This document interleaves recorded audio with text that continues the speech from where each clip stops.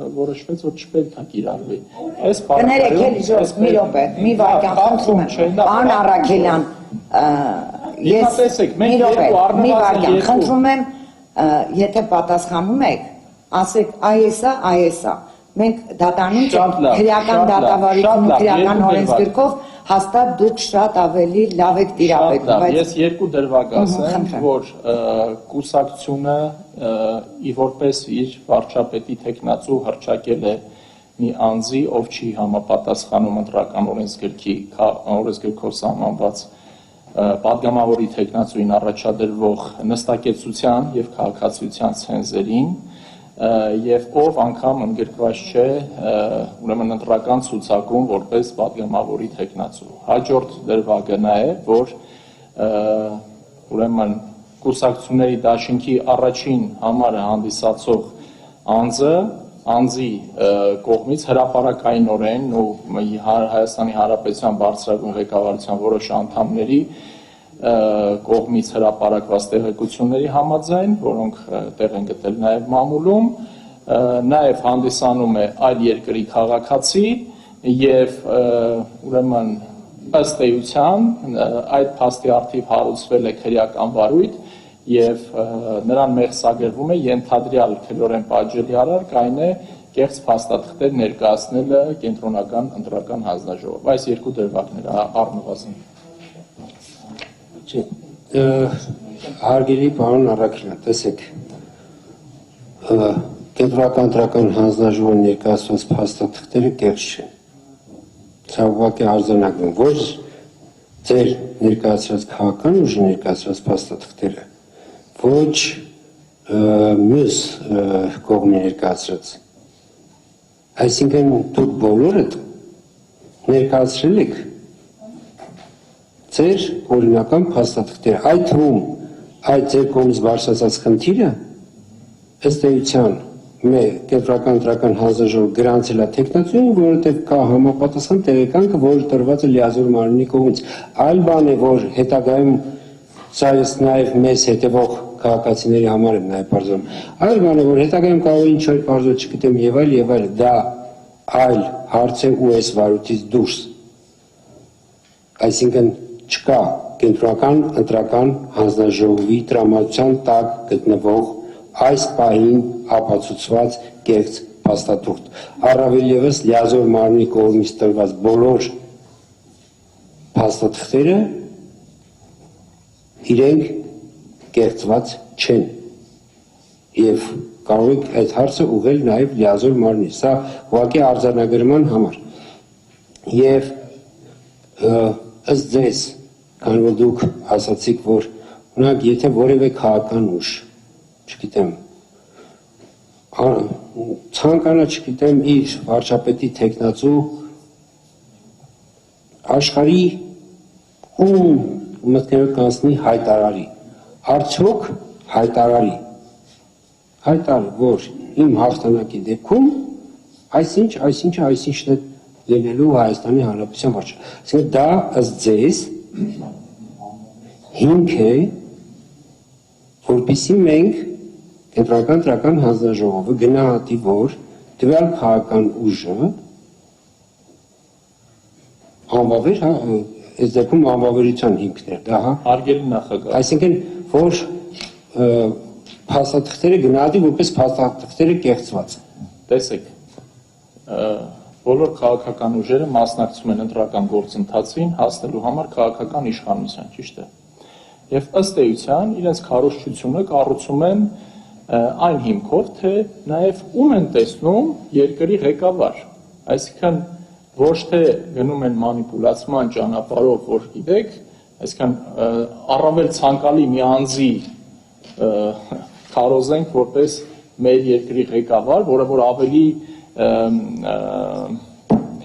պոպուլիստական է, կներեք այս տերմինի համար, այսինքն դա ընդունելի անկախ նրանից այդ մարդը ունի ընտրվելու իրավունք Հայաստանի Հանրապետության օրենսդրության շրջանակներում, այսինքն թե ոչ, այսինքն ինչի հետ մենք գործ ունենք մի դեպքի հետ, երբ ողջ քաղաքական քարոզարշավը կառուցվել է մի մարդու վարչապետ դարձնելու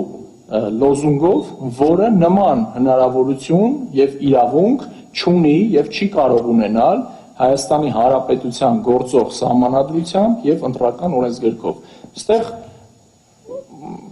այսինքն առնվազն օրինակ ընտրական օրենսգրքի եւ սահմանադրական կարգի հետ կապված մենք խնդիրներ ունենք։ Ինչու գրանցվել է տեխնացու։ Գրանցվել է տեխնիկական խնդիր է։ Տեսեք, հիմա դուք նույնը ասում եք, որ տեսեք նույն հիմա դուք առաջին քննարկվող քաղաքական ուժի առաջին համար հանդիսացող անձի վերաբերյալ, չէ՞, հա ես նշեցի, որ կա հարուցված քրեական վարույթ եւ թե այդ փաստաթղթերը կեղծ են թե չէ, ճիշտ է, հարգելով անմեղության կանխավարկածը, բայց միևնույն ժամանակ դուք նշում եք, որ դրանք կեղծ չեն։ Այլ բան է, որ դուք նշեք փաստաթղթերը ներկայացվելու պահի դրությամբ չի եղել որևէ հիմք, իրավական հիմք մտածելու, որ փաստաթուղթը կեղծ է, դա այլ հարց է, այլ դուք թողեք կենտրոնական տրական հանձնաժողովը ինքը կորոշի ինչ անի, բայց ես ձեզ հուշեցի, որպեսզի դուք ուղղակի կենտրոնական տրական հանձնաժողովը ընդունում է լիազոր մարմնի տված տեղեկանքները, օրինակ այդ խնդրի հետ կապված, այսինքն որպեսզի կեղծ լինի, որպեսզի կեղծ լինի, պիտի տեղեկանքը տրված, պարոն Արաքելյան, պիտի տեղեկանքը տրված չլիներ, ոնց օրինակ 21 թվականին մի նման դեպք եղել է, երբ որ տեխնացուին մերժվել է տեղեկանքը, բայց տեխնացուն չգիտեմ ինչ ճանապարհով բերել է, ներկայացրել է տեղեկանք, որը հետագայում նույն լիազոր մարմինը պարզել է, որ իր կողմից մերժված տեխնացուն այնուամենայնիվ կենտրոնական տրական հանձնաժողովը ներկայացրել փաստաթղթեր եւ գրանցվել եւ դրանից հետո տվյալ տեխնացուն 21 թվականին քրեական պատասխանատվության ենթարկվել կեղծման ամենի այն ինչի մասին դուք խոսում եք։ Դա մի գործընթաց է, որը ներկայումս ընթանում է, բայց չի ենթադրում, որ կենտրոնը նույնիսկ եթե պարզվի, որ տեղեկանքը օրինակ հաստատվի եւ մեղադրանք առաջադրվի, օրինակ տվյալ տեխնացուին այն հոդվածով, որը որ քրեական վարույթը նախաձեռնված է, մենք նույնը փաստաթուղթը, այն որ կենտրոնական տրական մարկա է, չի համարվելու կեղծ, որովհետև տվողը լիազոր մարմինն է, այսինքն տվյալ դեպքում միայն լիազոր մարմինը կարող է իր փաստաթուղթը, իր հիմնավոր եւ երկրորդ մի գալիս են ամենա կուսակցության մեկ կամ երկու տեխնացուի նույնիսկ տեխնացուների հետ կապված խնդիրը